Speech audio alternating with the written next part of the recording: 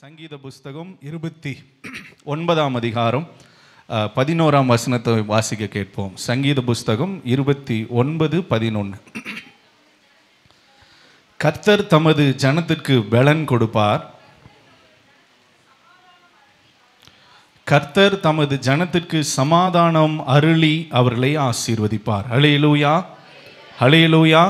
கர்த்தர் தமது ஜனத்திற்கு பலன் கொடுக்கிற தேவனாய் இருக்கிறார். ஹல்லேலூயா, ஹல்லேலூயா. அநேக காரியங்களிலே பலவீனப்பட்டு போய் விடுகிறோம். வேதத்தில் வாசிக்கிறோம், பிலிப்பியர் 4ஆம் அதிகாரம் 13ஆம் வசனத்தை வாசிக்கிற போது, என்னை பலப்படுத்துகிற கிறிஸ்துவினாலே எல்லாவற்றையும் செய்ய எனக்கு பலன் உண்டு என்று சொல்லி அப்போஸ்தலனாகிய பவுல் சொல்லுகிறதை நாம் வேதத்தில் வாசிக்கிறோம். என்னை பலப்படுத்துகிற கிறிஸ்துவினாலே என் ஊழியத்தில் வருகிற எல்லா போராட்டங்கள், என்னை பலப்படுத்துகிற கிறிஸ்துவினாலே என்னுடைய காரியங்கள் அனைத்திலும் நான் மேற்கொள்ளும்படியாக கர்த்தர் எனக்கு பலனை கொடுக்கிறார்.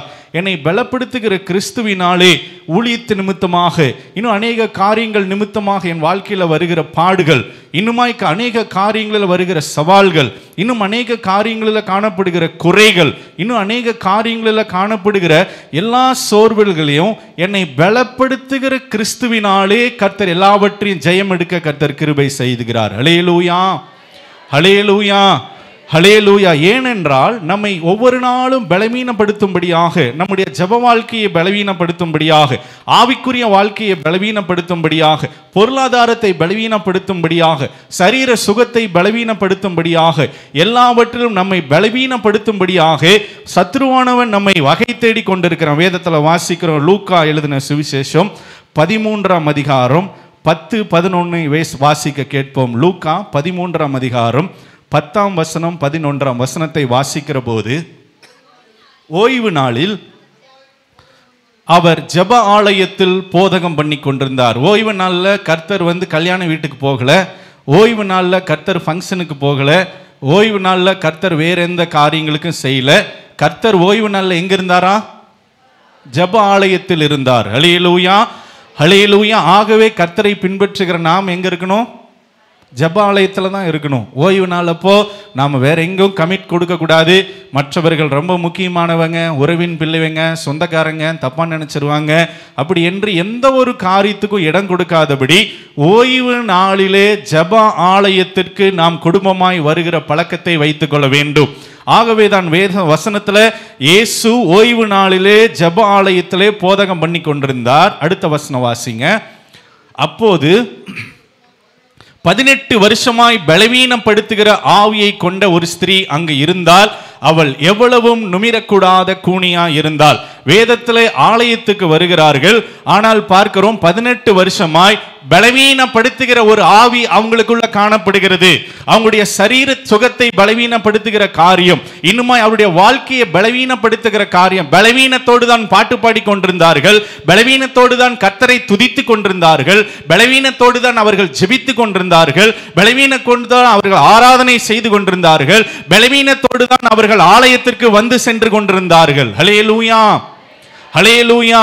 அது பலவீனப்படுத்துகிற ஒரு ஆவி.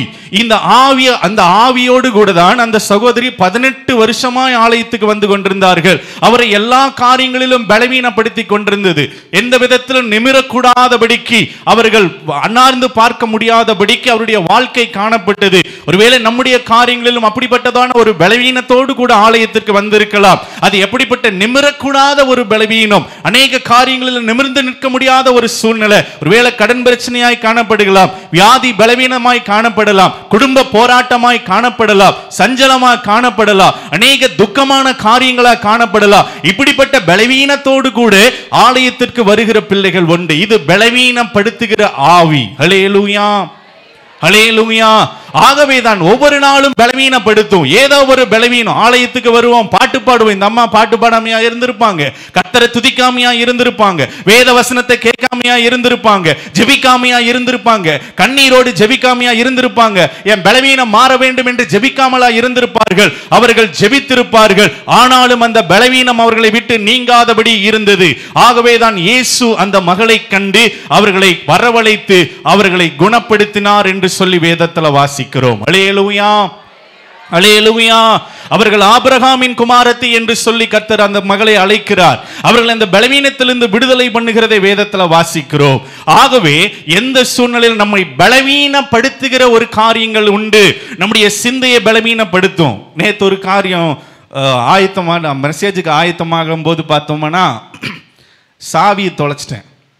சாவினா ஆஃபீஸ் சாவி, சர்ச்சு சாவி, வீட்டு சாவி, எல்லா சாவி, ட்ரா சாவி, எல்லா சாவி அது இருக்குது. சர்ச்சோட முக்கால்வாசி சாவி அதில் இருக்குது. அந்த சாவியை காணும். ஒரு குழப்பம். அங்கே போகிறேன், இங்கே போகிறேன், எங்கெங்கெல்லாம் போகிறேன், ரோட்டிலெல்லாம் செக் பண்ணுறேன், சாவி காணும். நாளைக்கு மெசேஜ் கொடுக்கணும். என்ன வசனமும் ஓடலை, ஏன்னா அதில் முக்கியம் எல்லாத்தையும் நீ டூப்ளிகேட் போடுறது கஷ்டம். அப்படிப்பட்ட சூழ்நிலையில் பார்த்தீங்கன்னா என்னை ஒரு சிந்தைக்குள்ளே பலவீனப்படுத்தி உட்காரவே விடலை. அதுக்கப்புறம் பார்த்தீங்கன்னா ஏதோ ஒரு சர்ச்சில் கொஞ்ச நேரம் ஜெபம் பண்ணலான்னு அப்புறம் பார்த்தா மிக்சர் கடியில் இருந்தது. அதுக்கப்புறம் தான் பார்த்தீங்கன்னா ஒரு ஜெபிக்க முடிஞ்சது. அதுக்கப்புறம் தான் அந்த அந்த சிந்தை பார்த்தீங்கன்னா அதுக்கப்புறம் தான் வசனத்துக்குள்ள வேறு எந்த ஒரு டைவர்ஷன் இல்லாமல் நம்ம வசனத்திற்குள்ளாக போச்சு. அப்படி ஏதோ ஒரு காரியத்தை கொண்டு நம்முடைய வாழ்க்கையில், குடும்பத்தில், இன்னும் வேலையில், இன்னும் படிப்பு காரியங்களில், குடும்பத்தில், குடும்ப மனுஷர்கள் மூலியமாக ஏதோ ஒரு காரியத்தை கொண்டு போட்டு ஜெபம் பண்ண முடியாது, சர்ச்சுக்கு வர முடியாது, பைபிள் வாசிக்க முடியாது, விடுதலையாக ஆராதிக்க முடியாது, ஜெபம் பண்ணுவோம், முழு மனசாக இருக்காது. இப்படி ஏதோ ஒரு பலவீனப்படுத்துகிற ஆவி நம்முடைய போராடி கொண்டிருக்கும். எந்த விதத்திலும் பலப்படுத்த முடியாதபடிக்கு பார்க்கிறோம். மாம்சம் இங்கே இருக்கும், ஆனால் ஆவி வேற எங்கே இருக்கும். மாம்சம் இங்கே இருக்கும், குக்கர் ஆஃப் பண்ணணுமா, ஸ்டவ் ஆஃப் பண்ணணுமா, கேட்டை பூட்டணுமா, லைட் ஆஃப் பண்ணணுமா, இன்னும் மற்ற காரியங்கள் அநேக காரியங்களில் ஓடிட்டே இருக்கும். இப்படி அநேக சிந்தைகளை கொண்டு பிசாசானவன் போடுவான். அவைகளிலிருந்து தான் கர்த்தர் சொல்லுகிறார், நமக்கு கர்த்தர் எல்லாவற்றையும் மேற்கொள்ளக்கூடிய பலனை கர்த்தர் கொடுக்கிறார் இந்த நாளிலே. ஹல்லேலூயா, ஹல்லேலூயா. ஆகவே தான் வசனம் சொல்லுகிறது பார்த்தோமேயானால், என்னை பலப்படுத்துகிற கிறிஸ்து என்று சொல்லி வேதத்தில் வாசிக்கிறோம். கர்த்தர் தமது ஜனத்திற்கு பலன் கொடுப்பார் என்று சொல்லி வேதத்தில் வாசிக்கிறோம். ஹல்லேலூயா, ஹல்லேலூயா. தாவீது இந்த காரியங்களை குறித்து சொல்லுகிற போது, என் சங்கீத புஸ்தகம் 18ஆம் அதிகாரம் 1ஆம் வசனத்தை வாசிக்கிற போது பார்த்தோமேயானால், என் பலனாகிய கர்த்தாவே உம்மில் அன்பு கூறுவேன். அப்படி என்றால் கர்த்தர் தான் என்னுடைய பலன் என்று சொல்லி அவர் தன்னுடைய காரியங்களிலே ஜெபிக்கிறதை வேதத்தில் வாசிக்கிறோம். கர்த்தர் என் கூட இருந்தா போதும் எனக்கு பலன், கர்த்தர் என்னோடு கூட இருந்தா அதுவே ஒரு பெரிய பலன். ஆகவே தான் அவர் சொல்லி ஜெபிக்கிறார், என் பலனாகிய கர்த்தாவே என்று சொல்லி. அநேகருடைய காரியங்களில் பலன் உலக மாம்ச காரியங்களாய் காணப்படலாம், பணமாய் காணப்படலாம், பொருளாய் காணப்படலாம், இன்னும் மற்ற காரியங்களாய் காணப்படலாம். இவைகள் எனக்கு பலனாய் இருக்கும் என்று சொல்லி. ஆனால் சங்கீதக்காரனாகிய தாவீது சொல்லுகிற போது, என் பலன் கர்த்தர் என்று சொல்லி வேதத்தில் வாசிக்கிறோம். ஹல்லேலூயா, ஹல்லேலூயா. அநேக காரியங்களில் வேதத்தில் வாசிக்கிறோம், அநேக மாம்ச பலத்தை நம்பிக்கொண்டிருப்பார்கள். இதை வைத்து நான் பிழைத்துக் கொள்ளுவேன், இந்த ஒரு காரியத்தை வைத்து நான் வாழ்ந்து விடுவேன், இந்த பலன் எனக்கு போதும் என்று சொல்லி அநேக காரியங்களிலே மாம்ச பலத்தை நம்பிக்கொண்டிருக்கலாம். ஆனால் அது ஒன்றுக்கும் உதவாது என்று சொல்லி நாம் வேதத்தில் வாசிக்க போகிறோம். ஆனால் சங்கீதக்காரனாகிய தாவீது என்னுடைய பலன் கர்த்தர் என்று சொல்லுகிறார். ஹல்லேலூயா, ஹல்லேலூயா. கர்த்தர் தான் என் பலன், கர்த்தர் என் கூட இருந்தால் நான் பலசாலி என்பதுதான் அவர் சொல்லுகிற காரியம். ஏசாயா 49ஆம் அதிகாரம் 10ஆம் வசனத்தை வாசிக்கிற போது பார்த்தோமேயானால், நீ பயப்படாதே, நான் உன்னுடனே இருக்கிறேன், திகையாதே, நான் உன் தேவன், நான் உன்னை பலப்படுத்தி உனக்கு சகாயம் பண்ணுவேன். ஹல்லேலூயா, ஹல்லேலூயா. நம்மை பலப்படுத்துகிற தேவன். எல்லா காரியங்களிலும் உடனே ஒரு பிரச்சனைனா உடனே அந்த காரியத்திலிருந்து அப்படியே டோட்டலா தலைகீழ மாத்தல, அதுல பலனை கர்த்தர் கொடுக்கிறார். அந்த போராட்டங்களிலே மேற்கொள்ளக்கூடிய பலனை கர்த்தர் கொடுக்கிறார். இந்த சூழ்நிலையை மேற்கொள்ளக்கூடிய பலனை கர்த்தர் கொடுக்கிறார். இந்த சூழ்நிலையில கர்த்தர் கூட இருந்து நம்ம எல்லாம் யோசேப்பு சிறைச்சாலையில் இருந்தாரு, கர்த்தர் பார்த்து அடுத்த நாளே அவனை வெளியே கொண்டு வரல. கர்த்தர் சிறைச்சாலையில யோசேப்போடு கூட இருந்தார் என்று சொல்லிதான் வேதத்தில் வாசிக்கிறோம். ஹல்லேலூயா, ஹல்லேலூயா. உன்னுடைய எல்லா சூழ்நிலையிலும் அவர் பலன் கொடுப்பார். இந்த சூழ்நிலை, இந்த சோதனை, இந்த பிரச்சனை, இந்த பாடு, இந்த வேதனை, இந்த துக்கம், இந்த அநேக காரியங்களில் கலக்கம், இவைகளின் மத்தியிலே கர்த்தர் இந்த காரியங்களிலே பலன் கொடுத்து அப்படியே விட்டுகிற தேவன் அல்ல, அதிலிருந்து நம்மை வெளியே கொண்டு வருகிற தேவனாய் இருக்கிறார். ஹல்லேலூயா, ஹல்லேலூயா. அவர் நமக்கு பலன் கொடுக்கிற தேவன், ஒரு நாளும் நம்மை கைவிடுகிற தேவன் அல்ல. அவர் மோசேயை அழைக்கிற போது ஒரு திட்டத்தோடு தான் மோசேயை அழைத்தார். மோசேயை அழைக்கிற போது பார்த்தோமே ஆனால் இஸ்ரவேல் ஜனங்களை அடிமைத்தனத்திலிருந்து விடுதலையாக்கும்படியாக தான் கர்த்தர் அவனை அழைத்தார். அடிமைத்தனத்தில் இருக்கிற 400 வருஷம் பிளான் மோசே கொடுத்து கர்த்தர் செய்கிற போது, ஆகவே கர்த்தர் அவனை உருவாக்குகிறார். யோசேபேத் இன்னும் அவர்களை 2 சகோதரர்கள் 2 பேர் மூலியமாக யோசேப்பை உருவாக்குகிறார். உருவாக்குனது மாத்திரமல்ல, அவர்களை எப்படி வளர்க்கணுமோ அப்படி வளர்க்கிறார். எங்க வளர்க்கணும்? அரண்மனையில வளர்க்கணும். அவன் அரண்மனையில வளருகிறான், எல்லா காரியங்களிலும் கற்றுக்கொள்கிறான். என்னென்ன காரியங்கள் கற்றுக்கொள்ள வேண்டுமோ அவைகள் எல்லாவற்றையும் கற்றுக்கொள்கிறார். கற்றுக்கொண்ட பிற்பாடு அடுத்த ஃபேஸ் வனாந்தரம். வனாந்தரத்தில் என்னென்ன கற்றுக்கொள்ளணுமோ கற்றுக்கொள்கிறார். ஆடு மேய்க்கிறதுக்கும் இதுக்கும் ஏதாவது சம்பந்தம் இருக்கா? ஆனாலும் கர்த்தர் அந்த காரியங்களில் அந்த பாதையில் அவரை வழி நடத்துகிறார். மோசேயை அழைக்கிற போது அவன் எந்த ஒரு காரிய சூழ்நிலை, எனக்கு மட்டும் ஏன் இப்படி ஒரு பிரச்சனை, எல்லாரும் நல்லா இருக்காங்களே, எல்லாரும் நல்லா வாழ்றாங்களே, எனக்கு மட்டும், உனக்கு குறித்து ஒரு பெரிய திட்டம் உண்டு. ஹல்லேலூயா, ஹல்லேலூயா, ஹல்லேலூயா. அது வனாந்தர பாதையா இருக்கலாம், நமக்கு புரியாமல் காணப்படலாம். ஆனால் அழைத்த தேவன் ஒவ்வொருவரை குறித்து ஒரு திட்டம் வைத்திருக்கிறார். ஆகவே தான் கர்த்தருடைய வார்த்தை, இப்போது யாக்கோபே, உன்னை உண்டாக்கினவர் உன்னை சிருஷ்டித்தவரும். ஹல்லேலூயா. உன்னை உண்டாக்கின உண்டாக்குறதுக்கு என்ன, உருவாக்குறதுக்கு என்ன வித்தியாசம்? உண்டாக்குவது உருவாக்குவது, உண்டாக்குவது உருவாக்குவது. நானே சொல்லிடுறேன். உண்டாக்குறங்கிறது படைக்கிறது, உருவாக்குங்கிறது அதுக்கு உருவம் கொடுக்கிறது. ஹல்லேலூயா. நீ இப்படி தான் இருக்க வேண்டும், நீ இப்படி வாழ வேண்டும், நீ இப்படி நடக்க வேண்டும் என்று சொல்லி அதுக்கு உருவாக்குவார் கர்த்தர். அப்படிதான் மோசேயை கர்த்தர் உருவாக்கினார். எல்லா காரியங்களிலும் அவர் ஒவ்வொரு பாதையிலும் கர்த்தர் உருவாக்கினார். உருவாக்கி 80 வயசுல கர்த்தர் ஊழியத்துக்கு அழைக்கிறார். அவர் 80 வயசுல வாப்பா என்னுடைய வேலையை நீ செய்யணும்னு சொல்லி வாசிக்க கேட்போம்.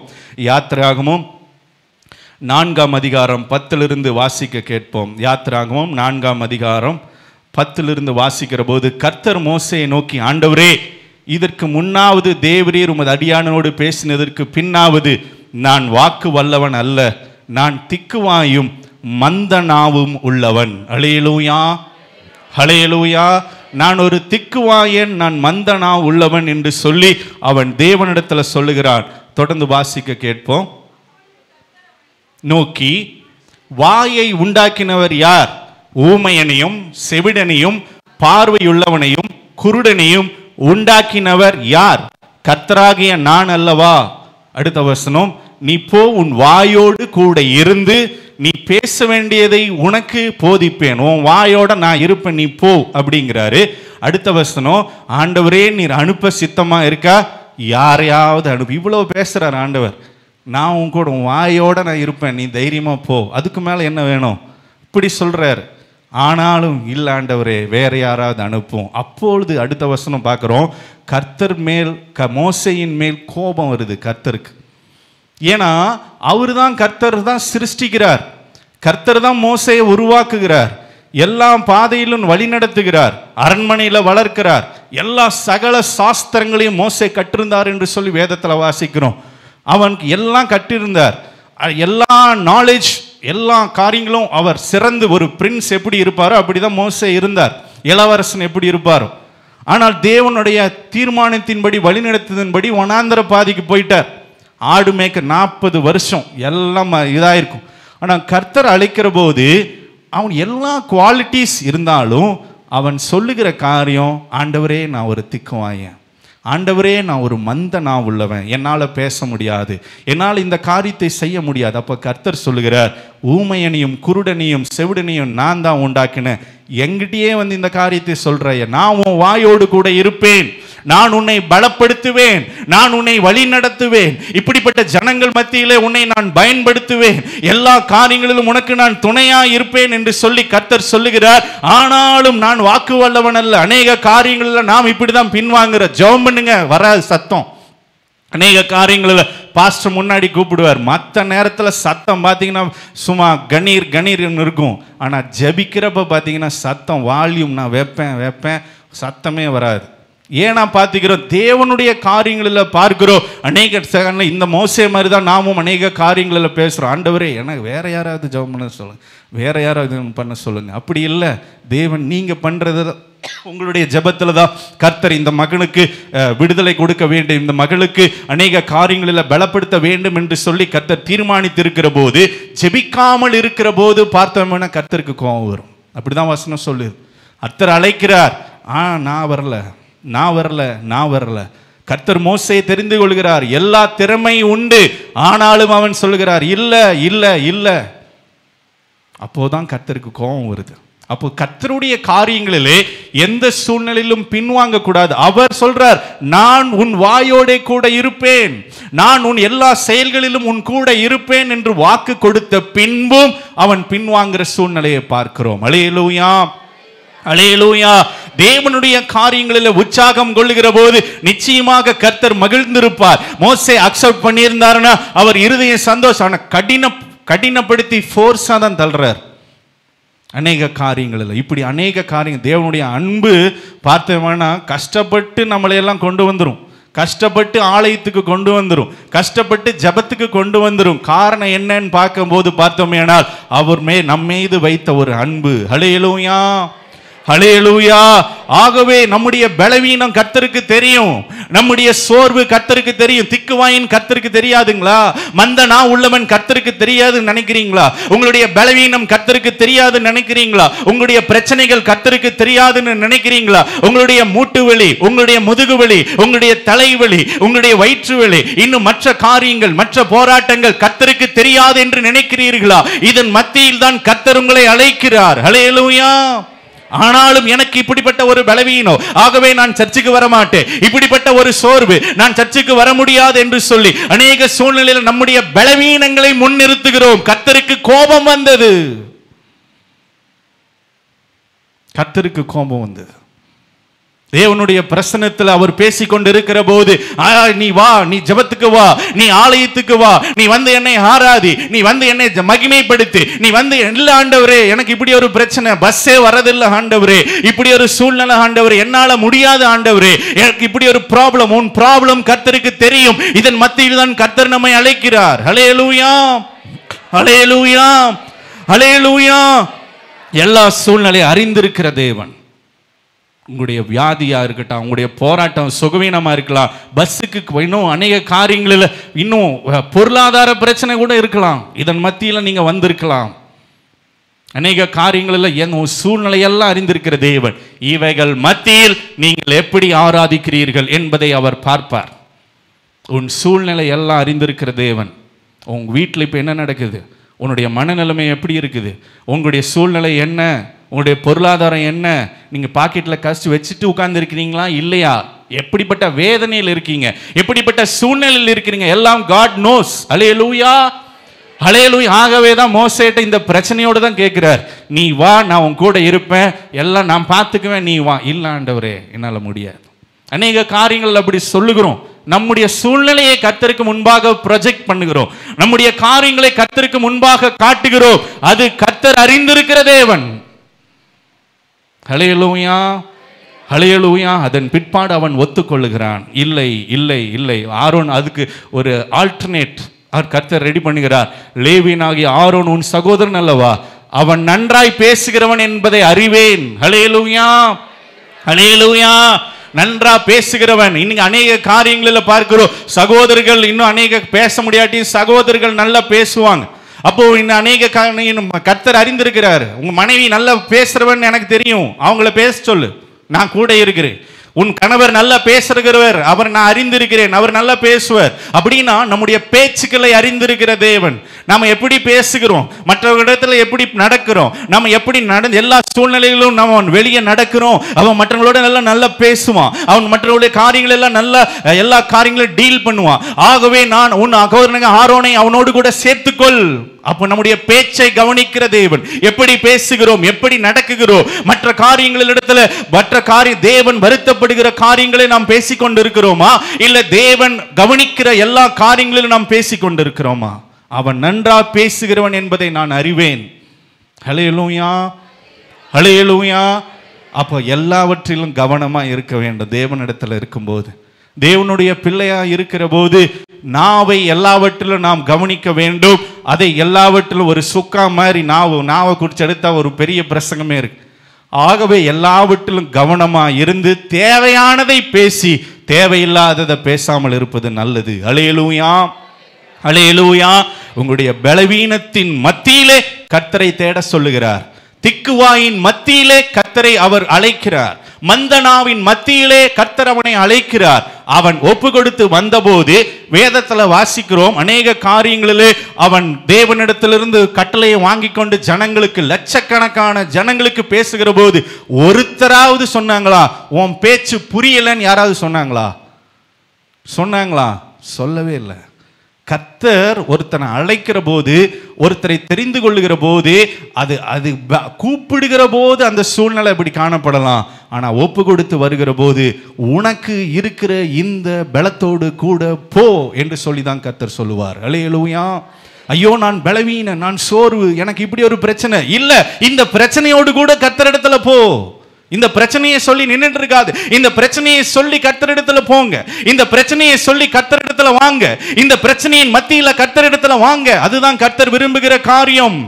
எந்த சூழ்நிலையிலும் தேவனிடத்துல வருகிற போது அவர்தான் விடுதலை கொடுக்கிற தேவன். கவலைப்பட்டு படுத்து தூங்கிட்டு இருந்தா விடுதலை கிடைக்காது. அநேக காரியங்களில் மாம்ச முயற்சிகள் செய்து கொண்டிருந்த விடுதலை கிடைக்காது. தேவனுடைய சன்னிதானத்தில் திக்குவாயோடு கூட வந்து கண்ணீரோடு ஜெபிக்கிற போது அதை கர்த்தர் ஒரு அநேகருக்கு ஆசீர்வாதம் உள்ள நாவாய் கர்த்தர் மாற்றுவார். அல்லேலூயா, அல்லேலூயா, அல்லேலூயா. நியாயப்பிரமாண வசனங்களை எல்லாம் சொல்லுகிறார், படிக்கிறார். எத்தனை காரியங்களை கர்த்தர் மோசே சொல்லியிருக்கார்.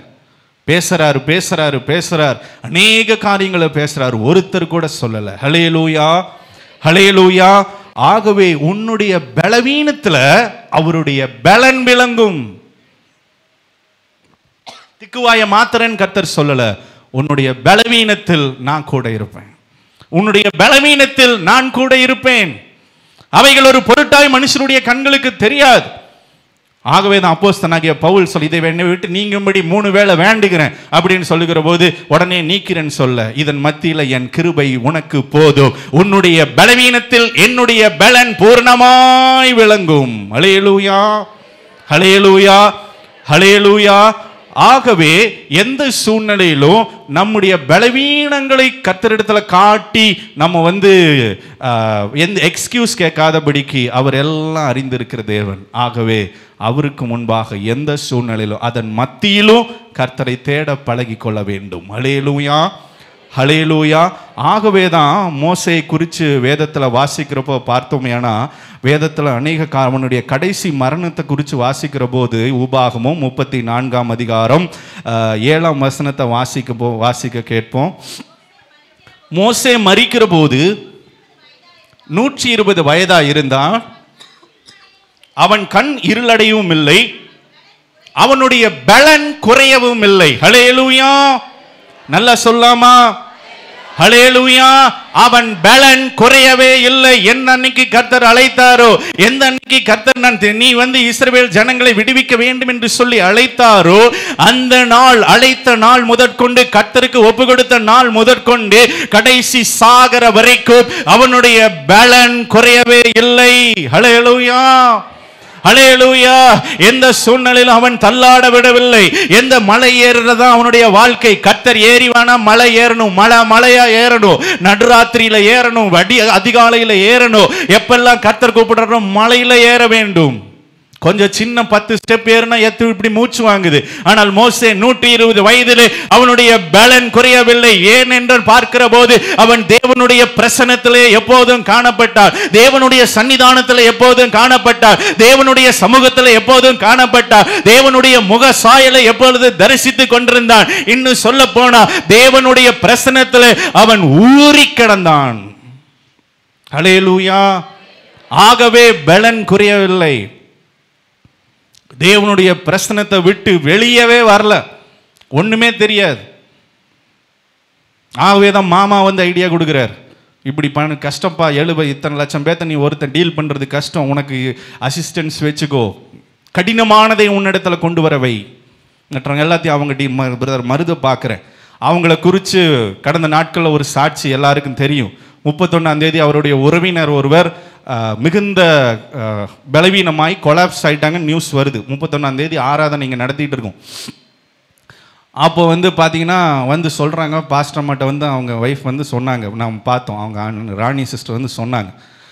அப்போ பார்த்தோம்னா சொன்னாங்க, ஆனால் எவ்வளோ கொலாப்ஸ் ஆகிட்டாங்க, அன்கான்சியஸ் ஆகிட்டாங்க அப்படின்னு சொல்கிறாங்க.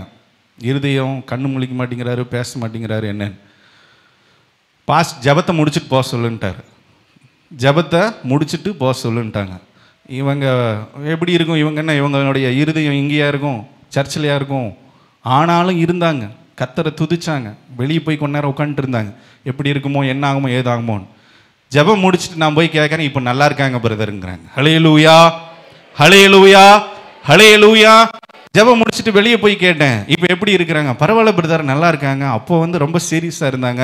அப்புறம் ஜபத்தில் இருக்க சொன்னாங்க. ஜபம் முடிச்சுட்டு இப்போ ஃபோன் பண்ணி, இப்போ ஆபத்தான காரியம் ஒன்றுமில்லை என்று சொல்லிட்டாங்கன்னு சொன்னாங்க. ஹல்லேலூயா. உங்களை காண்கிற தேவன், எல்லாத்தையும் உண்டாக்கினவர் அவர் தான். ஊமையனையும் செவிடனையும் எல்லாரையும் பேசற்றவனையும் எல்லாத்தையும் அவருக்கு தெரியாதுங்களா உங்க பலவீனம்? அதன் மத்தியிலே கர்த்தரை எப்படி நாம் ஆராதிக்கிறோம். ஹல்லேலூயா. அலை கண்டுன்னை அழைத்தவர் கரமதை பார், அவர் கைவிடாதிருப்பார். கண்டுன்னை அழைத்தவர் கரமதை பார், அவர் கைவிடாதிருப்பார். ஆண்டுகள் தோறும் உனக்கவர் அளித்த ஆசிகளை எண்ணிப்பார். ஆண்டுகள் தோறும் உனக்கவர் அளித்த ஆசிகளை எண்ணிப்பார். எண்ணிப்பார்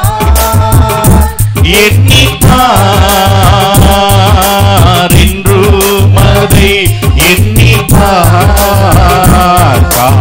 காப்பார், உன்னை காப்பார், காத்தவர் காப்பார், இன்னும் இனிமேலும் காத்திடுவார். கலங்காதே மனமே, காத்திடுவார்.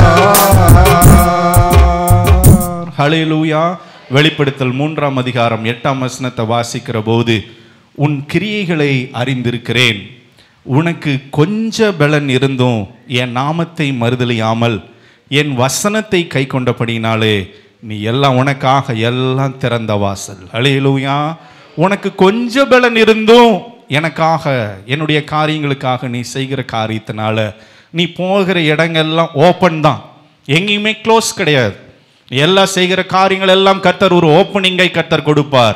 ஆனாலும் அந்த கொஞ்ச பலத்திலே கர்த்தருக்கு உண்மையாய் காணப்படுகிற போது, உனக்கு இருக்கிற கொஞ்ச விசுவாசத்திலே கர்த்தருக்கு உண்மையாய் காணப்படுகிற போது, உனக்கு இருக்கிற அந்த கொஞ்ச சரீர சுகத்திலே கர்த்தருக்கு உண்மையாய் இருக்கிற போது, உனக்கு இருக்கிற கொஞ்ச விசுவாசத்திலே கர்த்தருக்கு உண்மையாய் இருக்கிற போது, கர்த்தர் சொல்லுவார், உனக்கு இருக்கிற இந்த கொஞ்ச பலத்தில் நீ என் நாமத்தை மறுதலியாமல் என் வசனத்தை கை கொண்டபடியினால் உனக்காக நான் திறந்த வாசலை நான் வைக்கிறேன். ஹல்லேலூயா, ஹல்லேலூயா.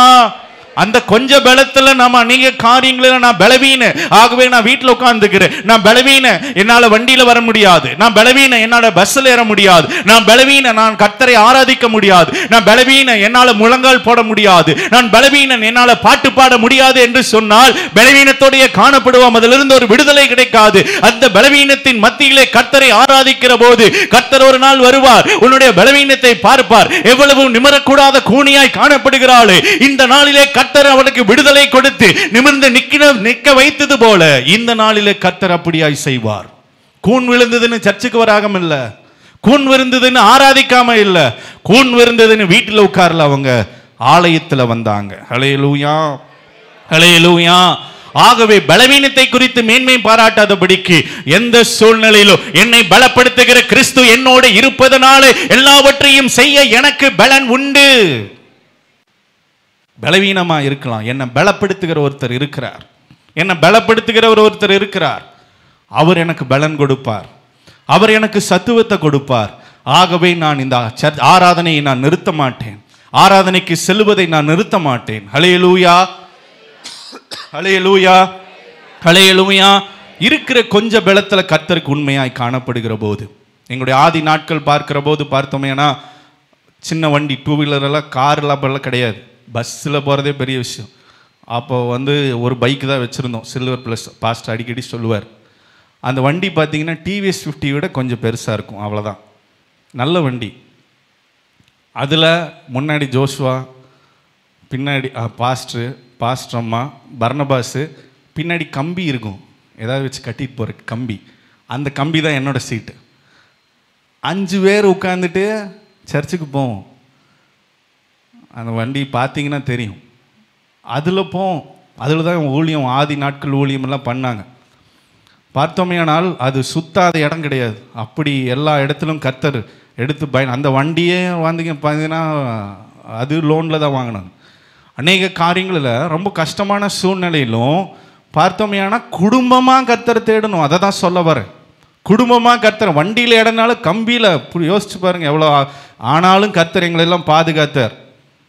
பிடிச்சி நான் மெதுவாக தான் போவாங்க. அதுவும் இந்த பாலக்காடு எஃபின்னு ஒரு பஸ் இருக்குது, யானைக்கரம்பாங்க, வந்தாலே அவ்வளோதான். ஆனாலும் கர்த்தர் எல்லாவற்றிலும் பாதுகாத்து, கர்த்தர் அப்படி தான் தேடணும். காலையில் நீ வா, சாயங்காலம் நான் வரேன், நீ முன்னாடி போ, நான் இப்படி வரேன், நான் இந்த வாரம் போ, நான் அடுத்த வாரம் வரேன், அதெல்லாம் கிடையாது.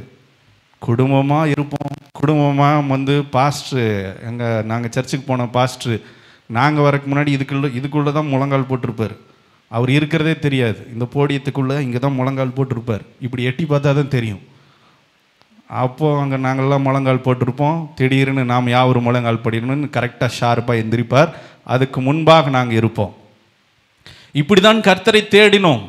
கர்த்தர் குறை வைக்கவில்லை, அதுதான் சொல்ல வரேன். ஹல்லேலூயா.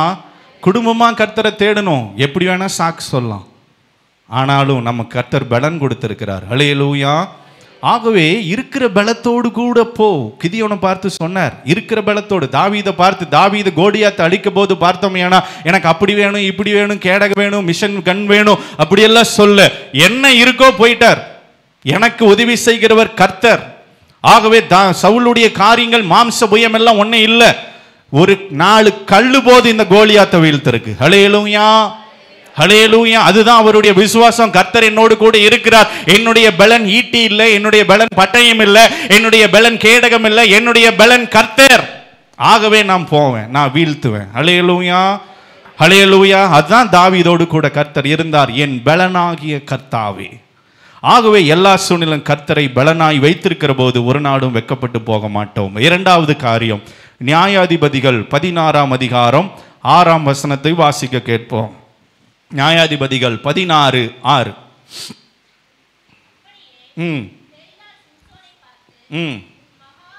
உன் மகாபலன் எதினால் உண்டாய் இருக்கிறது என்று சொல்லி அவளை ஒவ்வொரு நாளும் கேட்டார். இங்க ஒரு மனுஷனை குறித்து பார்க்கிறோம். அவர் ஒரு பலசாலி. எத்தனை பேர் கட்டி வைத்தாலும் ஜஸ்ட் லைக் தட் இப்படி தட்டிட்டு போயிடுவார். அவரை கட்டவே முடியாது. அவர் ஒரு மகா பராக்கிரமசாலி, பலசாலி, கர்த்தருடைய பிள்ளை, கர்த்தருடைய ஊழியக்காரன், இஸ்ரவேல் ஜனங்களை ரட்சிக்கிற ஒரு மனுஷன். ஆனால் பார்க்கிறோம், உன்னுடைய மகாபலன் எதினால் உண்டாயிருக்கிறது.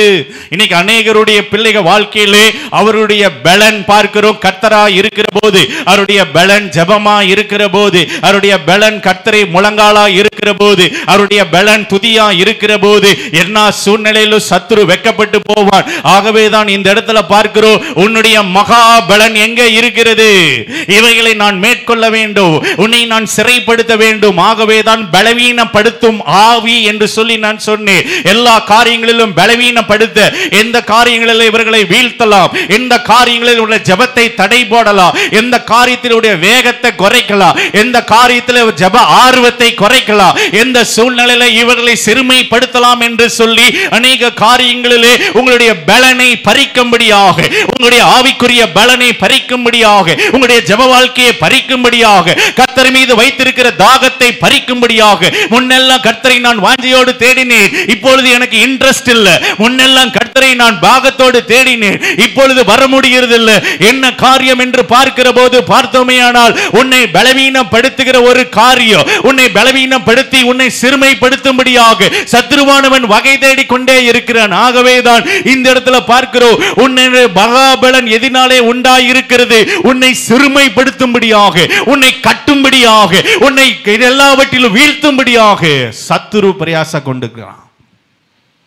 மோசே காகிற வரைக்கும் பலன் குறையவில்லை என்று சொல்லி வேதத்தில் வாசித்தோம். காரணம், அவனுடைய ஐக்கியம் கர்த்தரோடு இருந்தது, அவருடைய ஐக்கியம் தேவ பிரசன்னத்தில் காணப்பட்டது, அவருடைய ஐக்கியம் ஜெபத்தில் காணப்பட்டது, அவருடைய ஐக்கியம் 10 கட்டளையில காணப்பட்டது, அவருடைய ஐக்கியம் தேவனோடு கூட காணப்பட்டது. ஆகவே பிசாசானவன் அவரை தொட முடியவில்லை. ஆனால் இந்த இடத்துல பார்க்கிறோம், இவருடைய ஐக்கியம் உலகத்தோடு காணப்படுகிறது, இவருடைய ஐக்கியம் பாவத்தோடு காணப்படுகிறது, இவருடைய ஐக்கியம் மாம்சத்தோடு காணப்படுகிறது. இவர் பலசாலியாய் காணப்பட்டிருந்தாலும் இவருடைய ஐக்கியம் தேவன் இல்லாத ஒரு இடத்துல காணப்படுகிறது, தேவன் அருவருக்கிற ஒரு இடத்துல காணப்படுகிறது. அப்படி இருக்கிற போது நீ எப்படிப்பட்ட அபிஷேகம் பெற்றிருந்தாலும் உன்னுடைய பலன் உன்னை விட்டு நீங்கும். ஹல்லேலூயா, ஹல்லேலூயா, ஹல்லேலூயா. 16ஆம் அதிகாரம் 19ஆம் வசனத்தை வாசிக்க கேட்போம். ஒருவனை அழைத்து சிறைப்பித்து அவனை சிறுமைப்படுத்த தொடங்கினான், அவன் பலன் அவனை விட்டு நீங்கிற்று. ஹல்லேலூயா, ஹல்லேலூயா. அவன் பலன் அவனை விட்டு நீங்கிற்று, அவன் பலன் அவனை விட்டு நீங்கிற்று என்று சொல்லி வேதத்தில் வாசிக்கிறோம். ஏனென்றால் அவன் தேவனோடத்தில் காணப்படவில்லை, தேவனோடு உறவாடவில்லை, அவனுடைய ஐக்கியம் உலகத்தில் காணப்பட்டது. இன்னைக்கு அநேக காரியங்களில் நானெல்லாம் ஒன்றும் செய்யறது இல்லை, ஆனா என் ஐக்கியம், நானெல்லாம் ஒன்றும் செய்யறது இல்லை, ஆனா ஜஸ்ட் கம்பெனி தான் கொடுக்குறேன், நானெல்லாம் ஒன்றும் செய்யறது இல்லை, அவங்க அப்படிதான் உட்கார்ந்து இருப்பாங்க, நான் சும்மா தான் இருப்பேன். போயிருச்சு பலன்.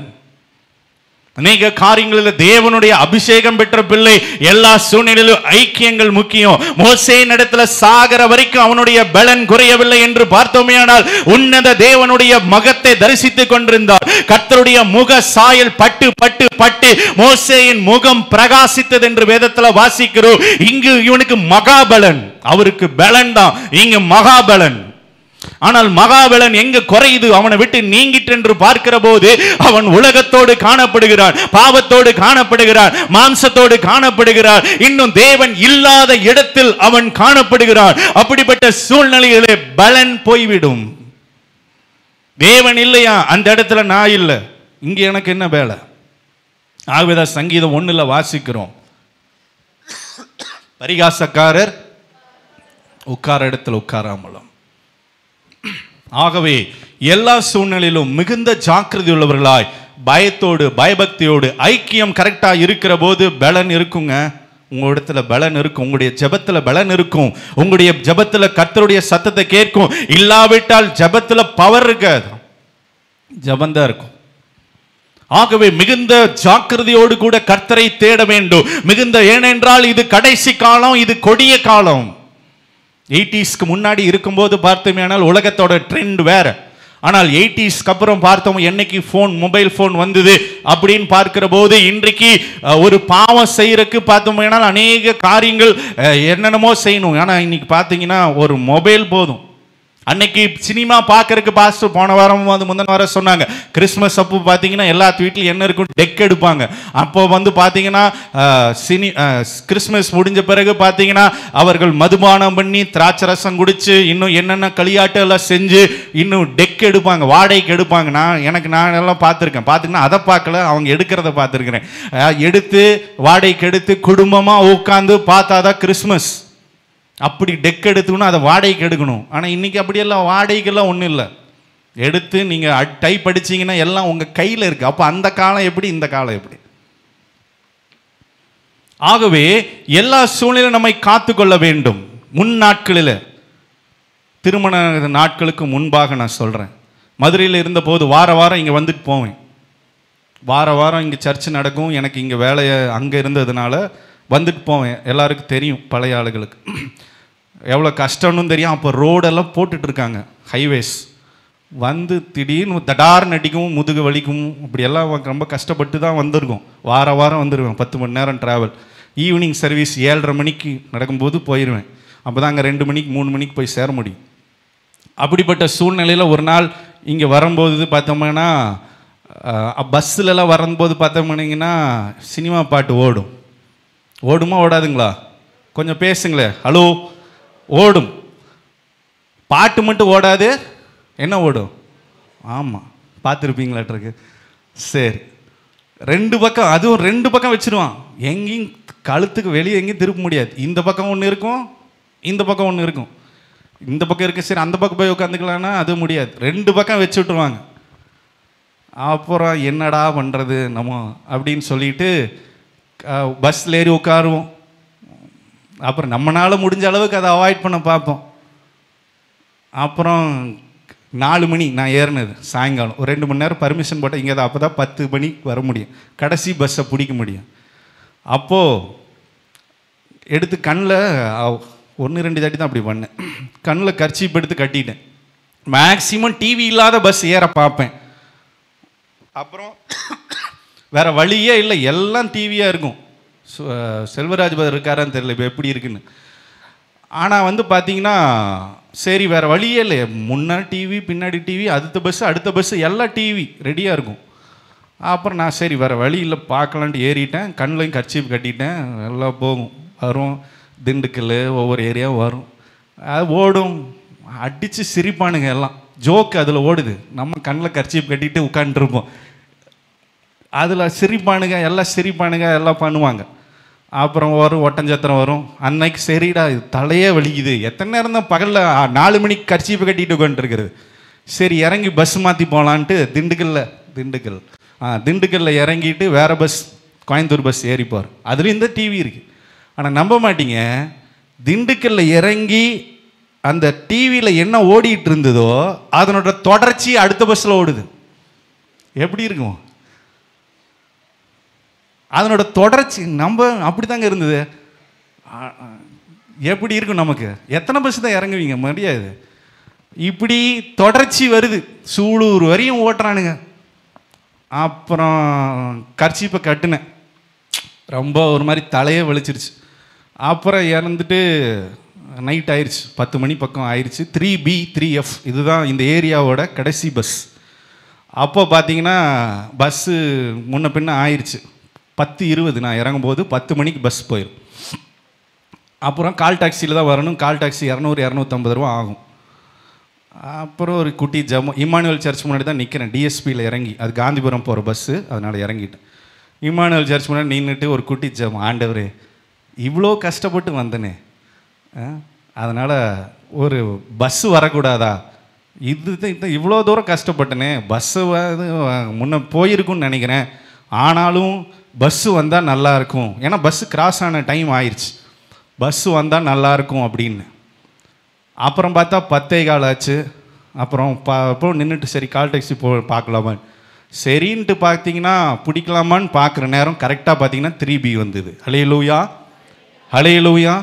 சரி ஒரு சோத்திரம் போட்டு மூட்டை வேறு, அதனால் ஏறியாச்சு. எல்லாம் 3B லாஸ்ட் பஸ் எப்படி இருக்குங்கிறது உங்கள் எல்லாத்துக்கும் தெரியும், படிக்கட்டில் தான் வருவாங்க. சரி ஏறியாச்சு. டிஎஸ்பி அடுத்தது ரயில்வே ஸ்டேஷன். ஒரு இடத்துல போய் நிற்கிறேன், உள்ளே போய் நிற்கிறேன், கரெக்டாக போய் சீட்டுக்கு நிற்கிறேன். அந்த 2 பேர் எந்திரிச்சு வெளியே வந்துட்டானுங்க. ரயில்வே ஸ்டேஷனில் இறங்குறதுக்காக வெளியே வந்துட்டாங்க. எனக்கு ஜன்னலோரத்தில் ஒரு சீட்டு. ஹல்லேலூயா. வெந்துட்டு வந்த எனக்கு அப்படியே 3Bயில் அப்படியே குழுன்னு காற்று.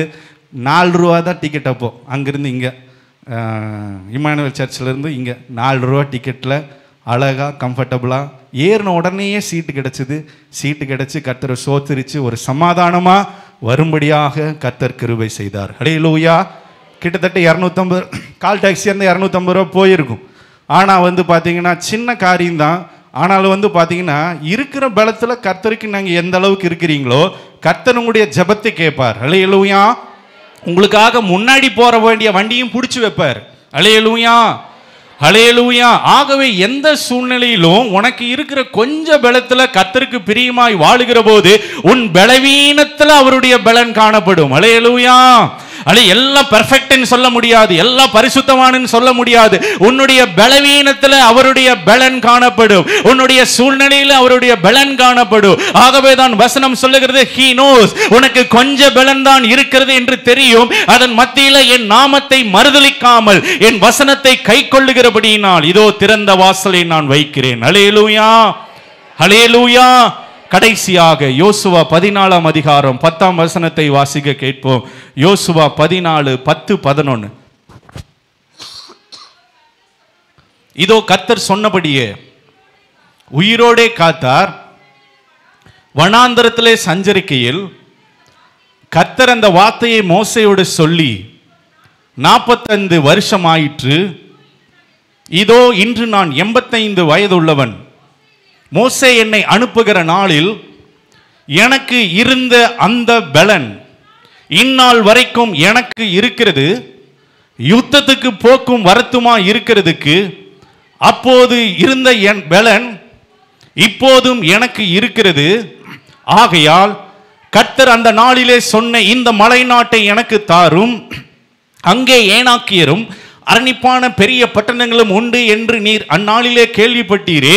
கர்த்தர் என்னோட கூட இருப்பாரானால் கர்த்தர் சொன்னபடி அவர்களை நான் துரத்தி விடுவேன் என்றார். ஹல்லேலூயா, ஹல்லேலூயா. மூன்றாவதாக ஒரு மனுஷனை குறித்து நாம் பார்க்கிறோம். அவர் பேர் காலேப். யோசுவா அவர்கள், காலேப், யோசுவா, மோசே இவர்கள் எல்லாரும் பார்த்தோம் பிரயாணத்தில் வந்தவங்க. அவர்கள் இஸ்ரவேல் எகிப்திலிருந்து வந்தவர்கள், எகிப்திலிருந்து புறப்பட்டவர்கள். அவர்கள் வேதத்தில் வாசிக்கிறோம், மோசே அவர்கள் அனுப்புகிற போது, அவர்கள் போய் எப்படி வேவுக்காரரை அனுப்புகிற போது இஸ்ரவேல் ஜனங்கள் எப்படி, இஸ்ரவேல் பட்டணம் எப்படிப்பட்ட பட்டணம் என்று சொல்லி அவர்கள் பார்க்கும்படியாக, கானான் தேசம் எப்படிப்பட்ட பட்டணம் என்பதை வேவு பார்க்கும்படியாக 40 வயதுல காலேப்பை கர்த்தர் அவனை அனுப்புகிறார், மோசே அனுப்புகிறார். இப்போது கிட்டத்தட்ட 45 வருஷம் முடிஞ்சது. 45 வருஷம் முடித்த பிற்பாடு மோசேயும் மரித்து போய்விட்டார். கடைசியாக யோசுவாவின் இடத்துல வருகிறார். யோசுவா, உனக்கு ஞாபகம் இருக்கிறதா?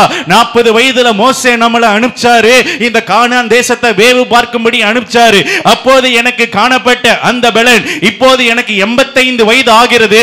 அப்போது காணப்பட்ட அந்த பலன் இப்போதும் அப்படியே காணப்படுகிறது. யுத்தத்துக்கு நான் போக்கும் வரத்துமாய் காணப்படுகிறேன். ஆகவே கானான் தேசத்தை நான் சுதந்திரித்துக் கொள்ள வேண்டும். ஹல்லேலூயா, ஹல்லேலூயா. கானான் தேசத்தை சுதந்திரிக்க வேண்டும் என்று சொன்னால் பலவீனத்தோடு கூட கானான் தேசத்திற்குள் போக முடியாது. வேதத்தில் வாசிக்கிறோம், எப்ப வேதத்தில் பாளையத்தில் பலவீனமாய் இருந்த எல்லா பிள்ளைகளையும் அம்லேக்கு வந்து வெட்டினான் என்று சொல்லி வேதத்தில் வாசிக்கிறோம். அப்படி என்றால் பலவீனமாய் இருந்த எல்லாரும் மரித்து போனார்கள். 2 பேர் தான் உயிரோடு இருக்காங்க. மோசே மரித்து போனார், ஆரோன் மரித்து போனார். ஆனால் இவர் சொல்லுகிறார், அந்த நாளிலே இருந்த பலன், அந்த நாளிலே முழங்கால் படியிட்ட அந்த ஜெபம், அந்த நாளிலே உபவாசமா இருந்த அந்த ஜெபம், அந்த நாளிலே காணப்பட்ட ஒரு ஆத்தும தாகம், அந்த நாளிலே காணப்பட்டதான வேதத்தின் உள்ள மகத்துவம் இந்த நாளிலும் எனக்கு காணப்படுகிறது. ஆகவே நான் சத்துருக்களை என்னால் துரத்த முடியும். ஆகவே கானான் தேசத்தை எனக்கு தாரும். ஹல்லேலூயா, ஹல்லேலூயா. 85 வயசுல ஒருத்தர் சொல்றார், 45 வருஷம் உத்தமமா கர்த்தரை பின்பற்றினார். 45 வருஷம் எந்த ஒரு சறுக்களும் இல்லை. 45 வருஷம் எந்த ஒரு காரியங்களிலும் தேவனை துக்கப்படுத்தவில்லை. 45 ஆண்டு காலத்தில் கர்த்தரை சொல்லுகிறார், ஏறு ஆவி உடையவனா இருந்தபடியினாலும் என்னை உத்தமமாய் பின்பற்றபடியினாலும் அவன் மிதித்து வந்த தேசத்தை அவனுக்கு நான் கொடுப்பேன். இன்னைக்கு கர்த்தருக்காக என்ன கிரயம் பண்ணி இருக்கிறோம்? அவர் சொல்றான், 45 வயசும் எத்தனையோ போராட்டம் வந்தது, எத்தனையோ பிரச்சனை வந்தது, எத்தனையோ வேதனை வந்தது, விலகி போகவில்லை. 45 வயசும் அநேக காரியங்களில் சூழ்நிலைகள் வந்தது, குடும்ப போராட்டங்கள் வந்தது, பலவீனம் வந்தது, பாடுகள் வந்தது, அவமானம் வந்தது, நிந்தைகள் வந்தது, பண பிரச்சனை வந்தது, எல்லாம் வந்தது. ஆனாலும் கர்த்தரை விட்டு விலகவில்லை. ஆகவே கர்த்தர் சொல்றார், அவன் என்னை உத்தமமாய் பின்பற்றினான், ஆகவே அவன் மிதித்து வந்த தேசத்தை அவனுக்கு நான் கொடுப்பேன்.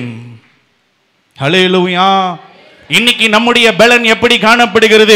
20 வயசுல இருந்து ஆலயத்துக்கு வருகிறோம், 30 வயசுல இருந்து ஆலயத்துக்கு வருகிறோம், 40 வயசுல இருந்து ஆலயத்துக்கு வருகிறோம். இன்னைக்கு வயது 70 ஆயிற்று, இன்னைக்கு வயது 80 ஆயிற்று. உங்களுடைய பலன் எப்படி காணப்படுகிறது? அவர் சொல்லுகிறார், யுத்தத்துக்கு போக்குவரத்தா இருக்கிறேன். யுத்தத்தில் எல்லா சத்துருக்கள் இருப்பார்கள், யுத்தத்தில் எல்லா காரியங்களிலும் எப்போது வீழ்த்தலாம், எப்போது வகை தேடலாம் என்று சொல்லி சுற்றிலும் சத்துருக்கள் காணப்படுவார்கள். இவைகளின் மத்தியிலே நான் போக்குவரத்தா இருக்கிறேன். காரணம், அவர்களை வீழ்த்தக்கூடிய, அவர்களை எல்லா காரியங்களும் வீழ்த்தக்கூடிய பலன் என்னிடத்தில் காணப்படுகிறது. யுத்தத்துக்கு சும்மா போக முடியாது. பட்டயம் இருக்கணும், தலைசீரா இருக்கணும், கேடகம் இருக்கணும், இவைகளை எல்லாம் சுமக்கத்தக்க பலன் இருக்கணும். ஹல்லேலூயா. சும்மா எல்லாம் வந்து யுத்தத்துக்கு போக முடியாது. கேடகம் எவ்வளவு வெயிட்டுங்கிறது நீங்க பாத்தீங்கன்னா தெரியும். மியூசியம்ல போய் பட்டயம் எவ்வளவு வெயிட்டுங்கிறது பாத்தீங்கன்னா தெரியும். 85 வயசுல ஒருத்தர் சொல்றார், யுத்தத்துக்கு போக்கும் வரத்துமா இருக்கிறேன், நான் துரத்திடுவேங்கிறார். இந்த மலை நாட்டில் இந்த பட்டணங்கள் தாரும், நான் துரத்து விடுவேன். கர்த்தர் என்னோட கூட இருப்பாரானால் இவைகளை நான் துரத்து விடுவேன். இன்னைக்கு ஒரு சின்ன போராட்டம் வரும், சர்ச்சுக்கு வர மாட்டோம். ஒரு சின்ன பிரச்சனை வரும், சர்ச்சுக்கு வர மாட்டோம். இதுதான் உங்களை பலவீனப்படுத்துகிற ஆவி. நாம் பலவீனம் அடைகிறோம். இருக்கிற பலத்தோடு கூட கிதியோனை சொன்ன மாதிரி இருக்கிற பலத்தோடு கூட கர்த்தரை, யார் இருக்கிற போராட்டத்தோடு கர்த்தரை தேடுங்கள், அவைகள் ஒரு நாளிலே மறைந்து போகும். ஹல்லேலூயா, ஹல்லேலூயா. ஆகவேதான் காலேப் சொல்லுகிறார், அந்நாளிலே இருந்த பலன் எனக்கு அப்படியே இருக்கிறது. ஆலயத்துக்கு 2 நேரம் வரேன், இப்போ 1 நேரம் தான் வரேன். ஆலயத்துக்கு எல்லா ஜெபங்களிலும் கலந்து கொள்கிறேன், இப்போ முடிவதில்லை என்று சொன்னால் பலவீனமாய் காணப்படுகிறோம். முன்பு ஓடிக்கொண்டிருந்த ஓட்டம், முன்பு ஓடிக்கொண்டிருந்த ஜெப வாழ்க்கை, முன்பு ஓடிக்கொண்டிருந்த ஆவிக்குரிய வாழ்க்கை, எல்லா ஜெபங்களிலும் உற்சாகமாய் காணப்படுவேன். அதிகாலை 5 மணி ஜெபமா, ஏரியா வைஸ் பிரேயரா, இன்னும் என்ன பிரேயர் காணப்பட்டாலும் அதில் காணப்பட்ட அந்த பலன் இன்னும் நான் காணப்படுகிறது என்று சொல்லி காலேப் சொல்லுகிறார் யோசுவான் இடத்துல. உடனே கொடுத்துட்டார், போ, கானான் உனக்கு தான். ஹல்லேலூயா. இன்னைக்கு கானான சுதந்திரிக்கிறது தான் எய்மா இருக்கணும், ஆம்பிஷனா இருக்கணும். எல்லாரும் இவங்களோடு கூட பயணத்தை தொடங்கினாங்க, வந்து முடிக்கல. நிறைய பேர், லட்சக்கணக்கான பேர் இவரோடு கூட தான் பயணத்தை தொடங்கினாங்க, முடிக்கல. ஆனால் இவங்க கானானுக்குள்ள வந்தாங்க. ஹல்லேலூயா, ஹல்லேலூயா, ஹல்லேலூயா. ஆகவே எந்த சூழ்நிலையிலும் வசனம் சொல்லுகிறது, வேதத்தில் வாசிக்கிறோம். என்னாகும் 14ஆம் அதிகாரம் 24ஆம் வசனத்தை வாசிக்க கேட்போம். என்னுடைய தாசனாகிய காலேப் வேறு ஆவி உடையவனாய் இருந்தபடியினாலும் உத்தமமாய் என்னை பின்பற்றபடினாலும் அவன் போய் வந்த தேசத்திலே அவனை சேர பண்ணுவேன், அவன் சந்ததியார் அதை சுதந்திரித்துக் கொள்ளுவார்கள். ஹல்லேலூயா. ஒரு நல்ல ஃபினிஷிங் கர்த்தர் கொடுக்கிறார். ஓட்டத்தை துவங்குறோம், அவன் போய் வந்த தேசத்திலே அவனை சேர பண்ணுவேன். ஹல்லேலூயா, ஹல்லேலூயா. இன்னொரு ஃபர்ஸ்ட் லைன்ல வாசிக்கிறோம், என் தாசனாகிய காலேப் வேறு ஆவி உடையவனாய் இருந்தான். வேறு ஆவி உடையவனாய் இருந்தான். மற்றவர்களோடு இருக்கிற ஆவியை காட்டில் இவனுடைய ஆவி வேறு.